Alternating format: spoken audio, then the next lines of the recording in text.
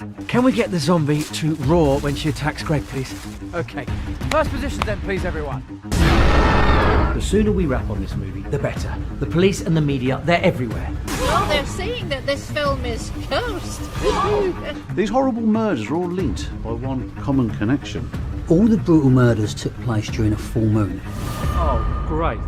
The only light for miles around and the power goes off. Well, at least it's a full moon. I'm sure you've all heard the series of gruesome murders by an alleged werewolf. Clear the set! Clear the set now!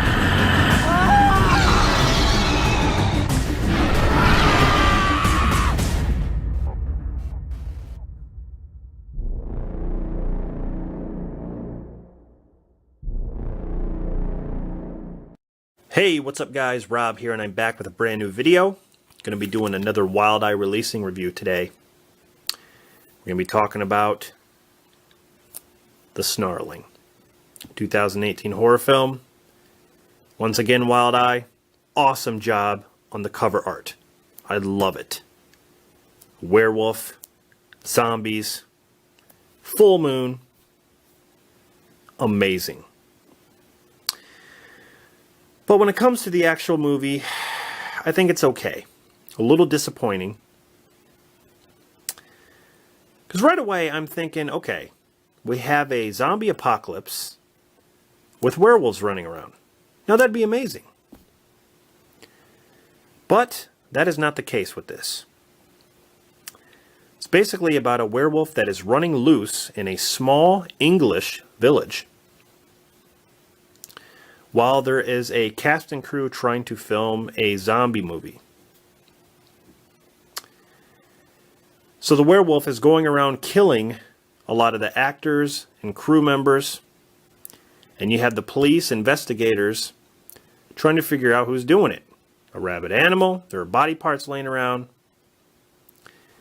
It revolves around three local guys, Les, Mike, and Bob, who see their chance to cash in and get famous on this movie. They're approached to have parts as zombies. They accept. They're always in this little local pub. And there are parts of this movie that remind me of this movie, American Werewolf in London, which is my favorite all-time werewolf movie. There are a lot of references. For instance, in The Snarling, there is a sequence where there are two backpackers walking out in the middle of nowhere. It's dark, and there's something running around them. They hear a noise, they hear a growl. All of a sudden, they're attacked. Exact same thing that happens here in the beginning scene, which is one of my favorite scenes. And they also come from a little pub. That's what happens here. And if that wasn't enough, the patient in the hospital, Albert Moses, he was the porter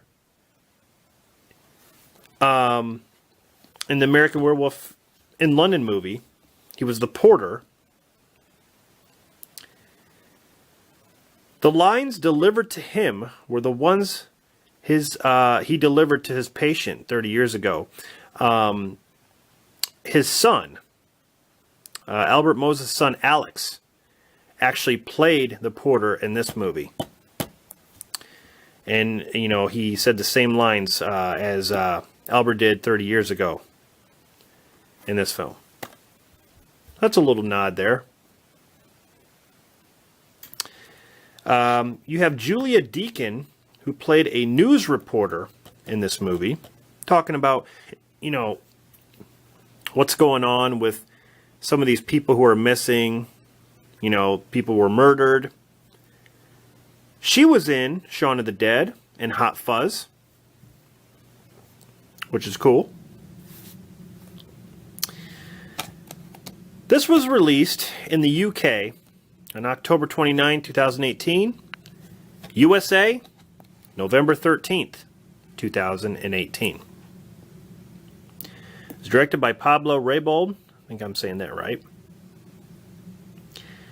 I'm not familiar with any of the actors here, but you got Chris Simmons. Ben Manning is also a producer, as well as Pablo. But Pablo is also one of the main actors. It's got a runtime of 83 minutes. And it has some pretty good effects. As you can see, right there, the zombie.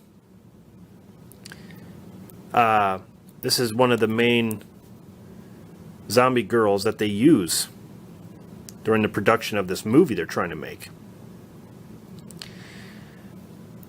But the werewolf stuff is very, very disappointing.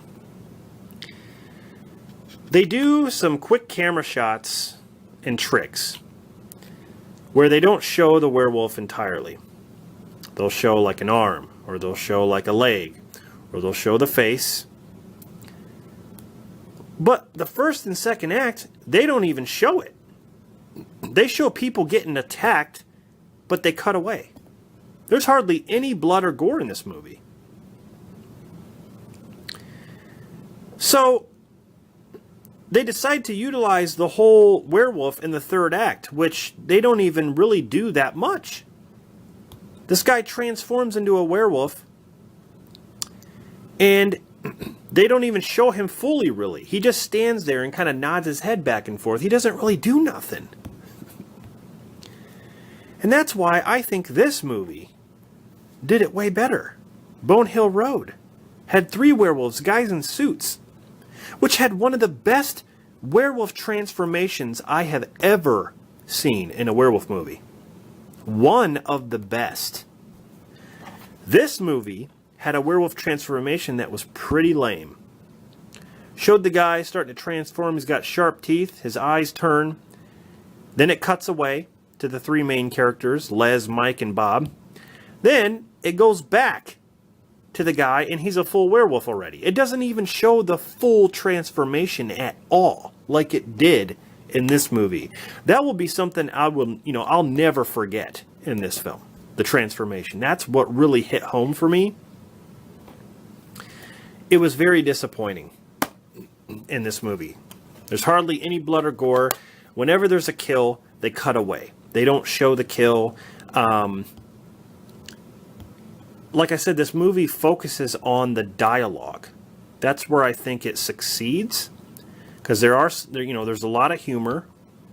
Some of it lands, some of it doesn't. But the conversations they have between the characters and the cops, I think it's kind of funny to watch, and it's interesting. But that shouldn't be the main focus of a film like this. I mean, we're talking about a werewolf movie that has the Snarling as the title. So, all in all, the film was a disappointing experience. I still say give it a watch. You might be disappointed, you might not be. I'd say give it a watch. Every film deserves a chance. But now that I've seen this one, I just thought it was okay. It wasn't really anything special. If I, had to vote, this one definitely gives 2 thumbs up for me. Bone Hill Road. Did it a lot better with the effects, the werewolf effects, and all that stuff. So they did it much better here. But the Snarling was okay.